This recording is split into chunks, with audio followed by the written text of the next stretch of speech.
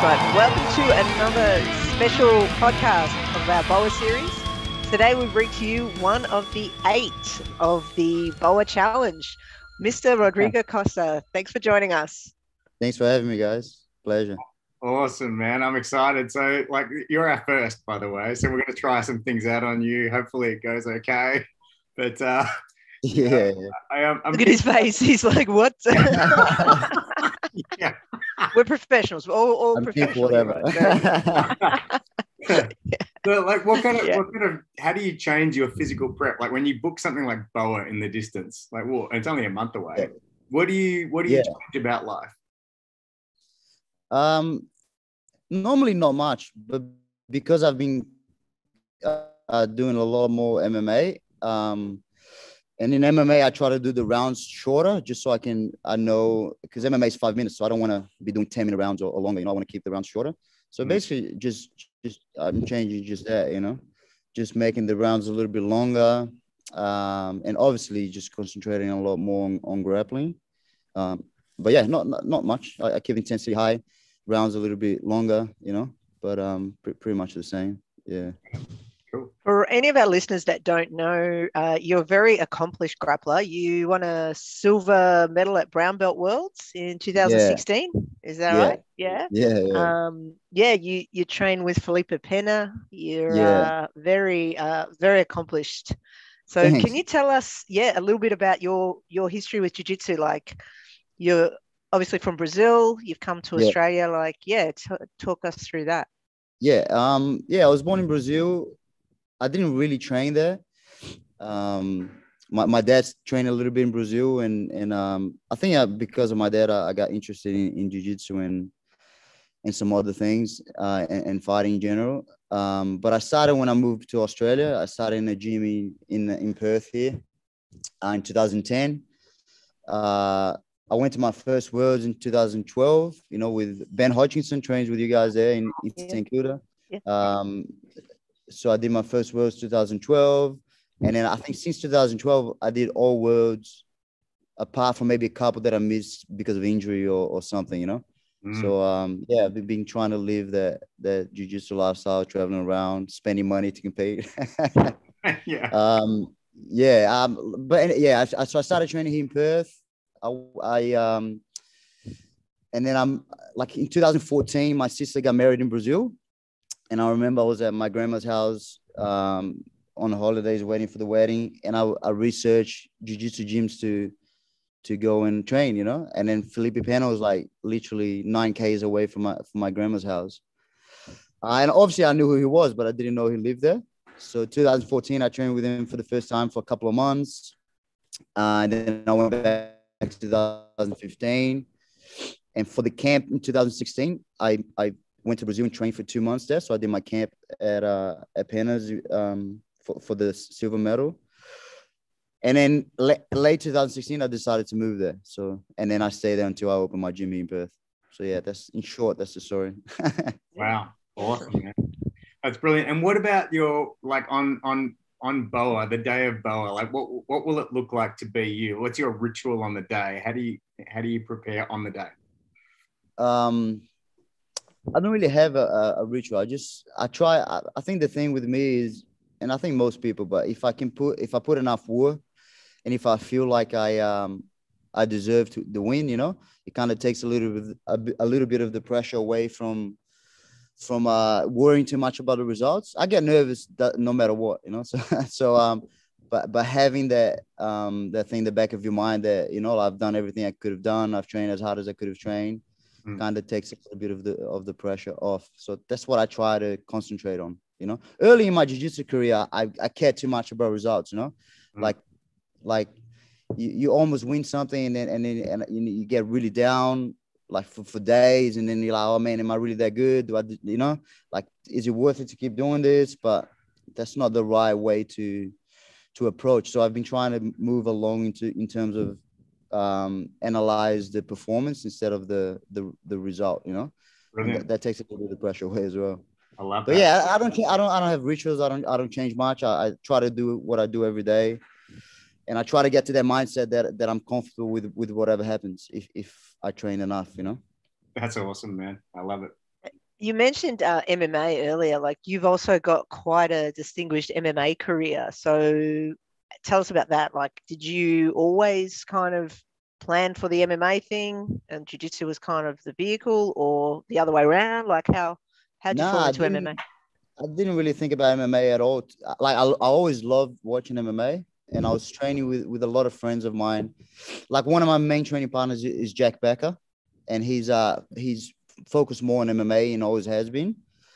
And I was focused more on jiu-jitsu. But because I was friends with him and then other guys that I was friends with, they used to fight and train. I started doing a little bit of sparring, a little bit of boxing, but it was mainly just to complement the jiu-jitsu, you know. You know, sometimes you train twice a day jiu-jitsu and then it gets a little not boring, but like when you train so much, sometimes you get fed up with just doing that same thing.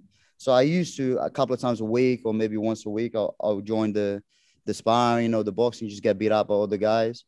And I've always enjoyed. I enjoy the competitive aspect of both MMA and jiu-jitsu. But yeah, MMA just came by chance. I used to do the sparring, and then my coach back at the time asked if I wanted to do a fight, so I did one.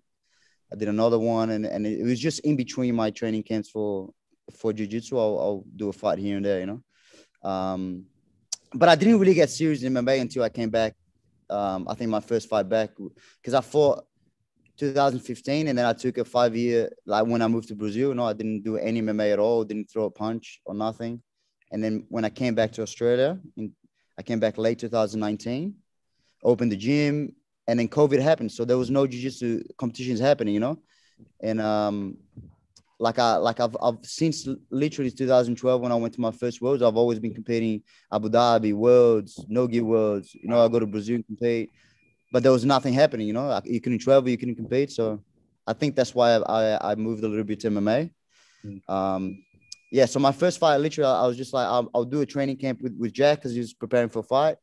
And then I got offered a fight, I fought. And then I moved to, I'm training now at a gym, Scrappy MMA, with Ben Vickers, some awesome guys. And I'm just getting more and more into it. But mainly because there's no jiu-jitsu comps around, you know. So I'm excited to go back to actual jiu-jitsu competition, you know. That's It's awesome. been a while. And with your jiu-jitsu style, like for people who like maybe just discovering you for the first time, how would you describe your style? What are you kind of known for in your competitive style? I'm not sure. I honestly enjoy everything. You know, I think I'm a forward person. You know, I think I'm always looking to finish the fight. I like to play top or bottom. I don't really care. You know, obviously you gotta change a little bit your strategy depending on who you're fighting, but. This being a tournament, you know, I'm not really preparing for anyone. I know most of the guys competing, but yeah, I don't know. I don't know how people see me, my jiu-jitsu. To be honest, I think I'm exciting. I think I fight forward, and I'm always looking for the finish. Would you be like, is it like offensive or defensive? Like, are you more of an attacker, or I believe I'm more of an attacker. Yeah, like a lot of my matches, I feel it's tough, right? Because I remember like. When I was a blue belt, purple belt, like most of my matches, I started playing guard. You know, I had a terrible top game. I started playing guard in the beginning of my jiu-jitsu. And most of my matches, I would be down on points because the person would take me down and either I submit him or like I'll lose on points, you know? Yeah. That was up until like purple belt. And then I started playing a little bit more top. And then it kind of went the opposite. I'll hate to pull guard and I would just be playing top and trying to smash people from the top. So I think that worked well. I'm comfortable on both. Yeah, I think I'm pretty aggressive forward style. I don't like to play for the advantages and double guard pulls and all that stuff. But I do know how to play the point game because you need to know how to play that if you're going to win high level comps as well, you know? But BJJ Heroes, Rod said about you, a fighter's fighter. Rodrigo Costa is very aggressive, durable, and hard to crack. So there you go. So hey, I was right.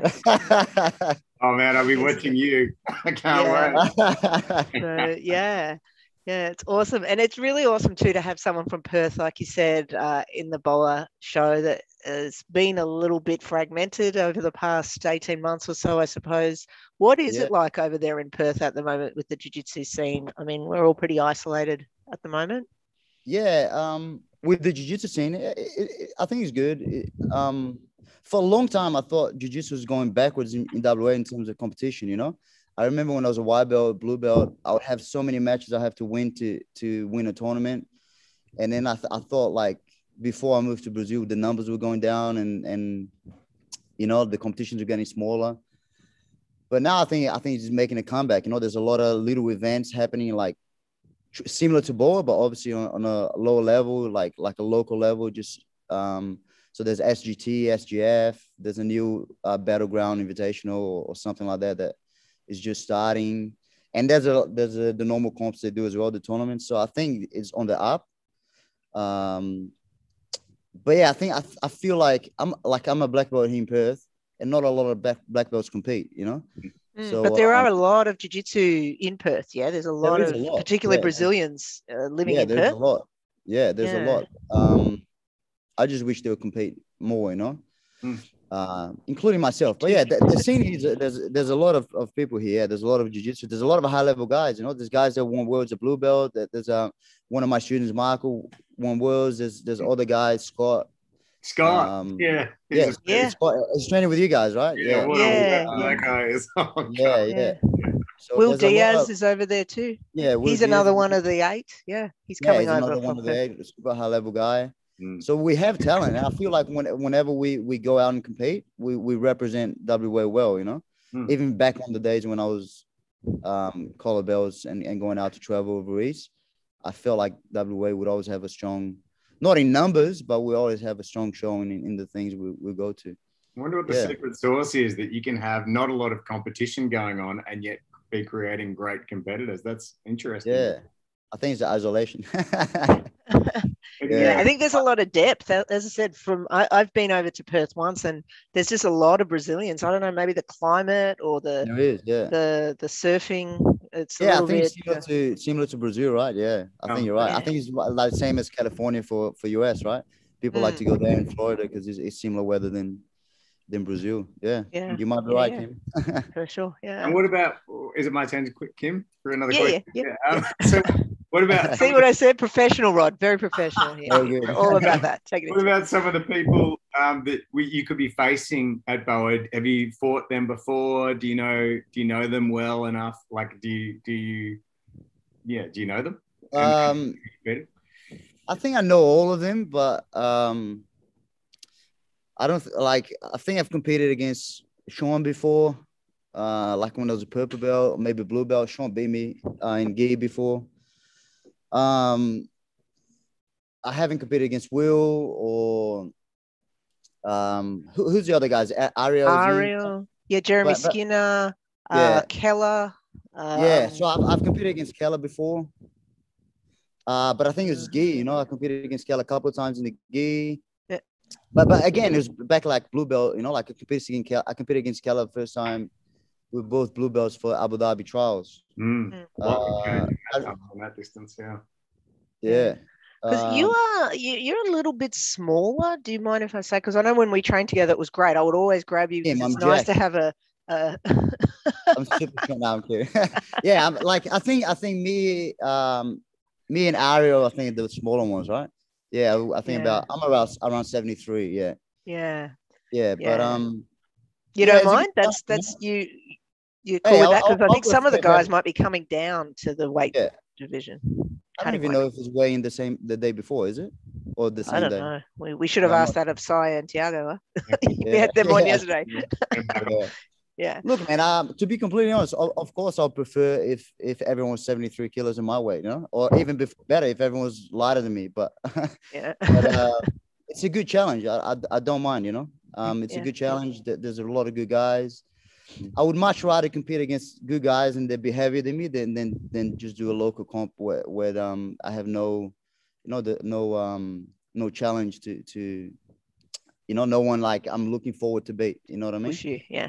So I don't think I'm above anyone, but like when you get some of these names that you know they're good guys and accomplished guys, it's a lot more exciting to train for and to try and compete. You know. So I prefer if they were on my weight, but I don't really mind. It's whatever, you know. I've always done open weight my whole career. I've competed open weight multiple times. The times that I got hurt in jiu-jitsu were at open weight, you know. and I've Weren't at open weight? Did you say weren't? Huh? They weren't at open weight? They were, yeah. So I think I've only got hurt twice, seriously. Yeah. And they were both like in competition and at open weight. But all right, okay. Either way, I still like the challenge. You know, it's a completely different challenge than doing your weight division. You gotta play a completely different game. Yeah. And yeah, it's just you gotta accept the fact that you signed up to compete against heavy people, and you just might get someone that's a lot heavier than you. Yeah. Yeah, I don't mind. Okay. On that, I know, Anton, you're keen to keep this in the sort of BOA questioning direction, but I'm still interested to know, like, general, especially as a smaller person. I tend to ask this, especially of smaller guests that we have on, like, what's your advice then for other small people in the gym, in training? Because there's a lot of time where you're probably one of the smallest people on the mat. Yeah. What do you do to avoid injury or to avoid that problems? I think it's a little bit tough, right? But I think everyone agrees that by being smaller, you become, in general, you become more technical anyway, you know? So what I've always done this, and I believe that you shouldn't avoid the bigger guys, you know? I think you should like go the other way. I like to roll against the bigger guys and try to figure out how to, because for example, if you roll against someone that's 120 kilos, I have a lot of heavy guys here at the gym, and as being the coach, I have to train with them, you know. Otherwise, I don't know if they're evolving, or I can't tell how good the technique is, or whatever. But you just have to approach a little bit different. I can't train with someone that's 120 kilos and do the same things and think I'm just going to smash through them. So I think it teaches you to be a lot more patient, you know. It teaches you to be safer, you know, because if you make the wrong mistake, they might hurt you for real. And I think the most important thing, it teaches you a lot to be comfortable in like uncomfortable scenarios. You know, so I have a white belt here. He was just in class today. I didn't train with him today, but I train with him all the time. And he's I think he's about 115, 120 kilos, power lifter. And he's a white belt, man. He's been training for like a year and a bit. But you know, I'm not comfortable in the role. You know, he puts me in bad spots, and if I do a mistake, he makes me pay. So I think going through that, you learn a lot, and I think you should. On the other hand, you got to watch out for the big people. They're crazy, you know. There's some people around there that don't care about the weight, that they don't care about the training partners, and that's how you get hurt, I feel. But if you have someone that's big and heavier than you, but you trust the person, and you know they're good training partners, I think that's a very positive thing to keep training with them, you know? Yeah. Good. I'll use all that because actually my partner is a 120 kilo white belt ex-power lifter. Yeah. So when you're saying this, I was just nodding. And he's crazy. He's no, he's not. He's not. He edits these podcasts, so he's very respectful. Yeah. Yeah. No, that's what do you think, Kim? Yeah, I agree. It's just, I think really it's a lot of frames, and being smaller for me, I guess I've had to work really hard on not just being defensive all the time. I think that can kind of be a little bit of a trap you fall into or whatever, just because if you're smaller than, I mean, I came from another gym before Absolute where I was most of the time the only female there, the smallest person there. So you find yourself just falling back into that mindset of playing defensive all the time. Yeah. So it actually took me coming to Absolute to being not the smallest person anymore to have to learn to attack. So I had a bit of a unique problem, I guess, that I was too defensive.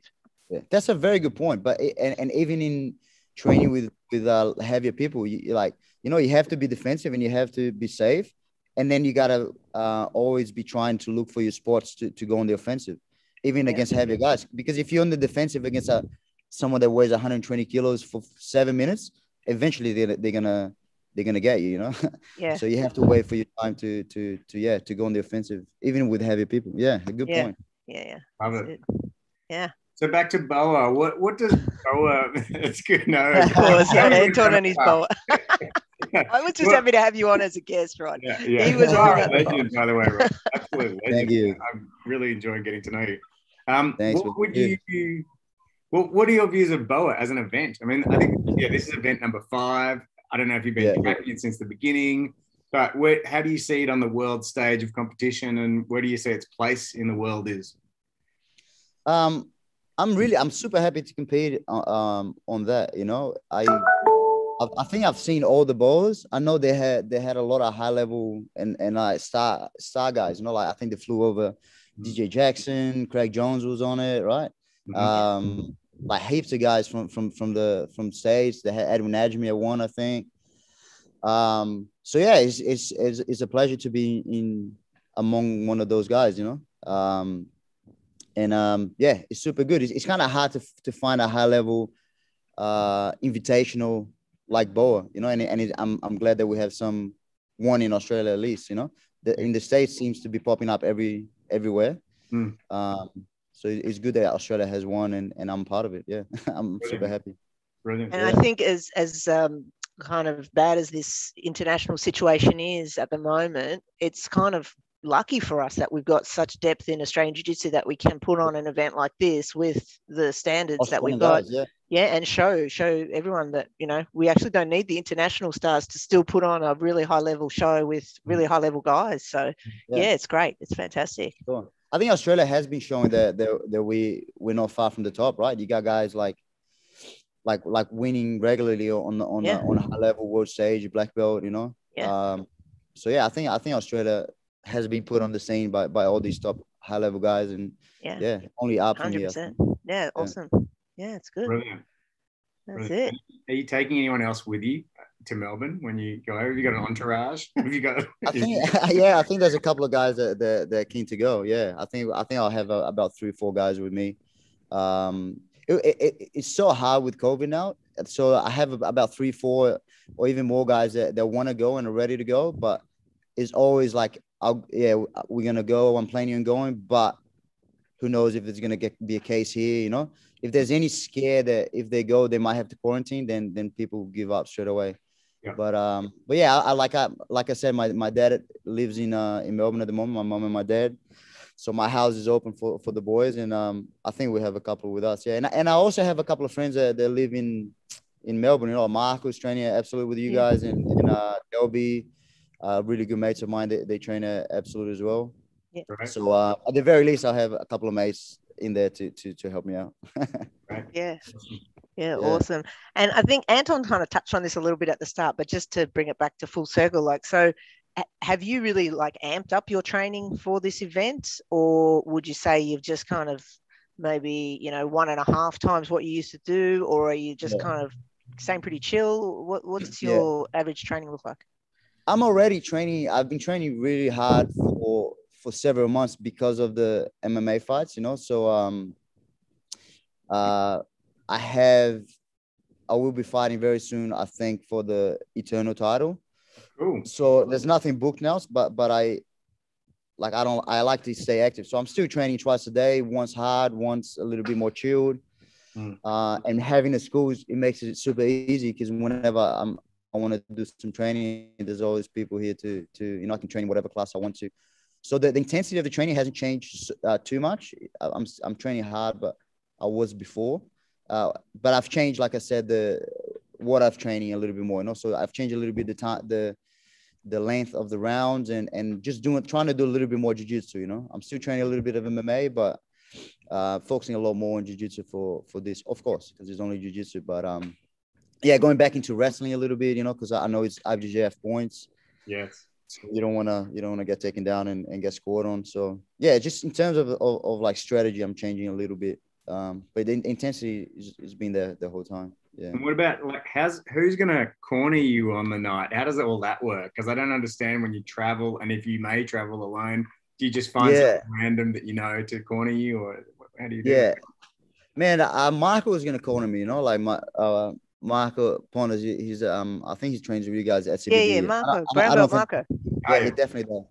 But I think he will actually be in Perth because his sister got a baby. So he So I think he's coming to Perth on the 25th. So I think he's out. So I think I'll have Delby there. He trains with you guys as well, blue belt, purple belt, sorry.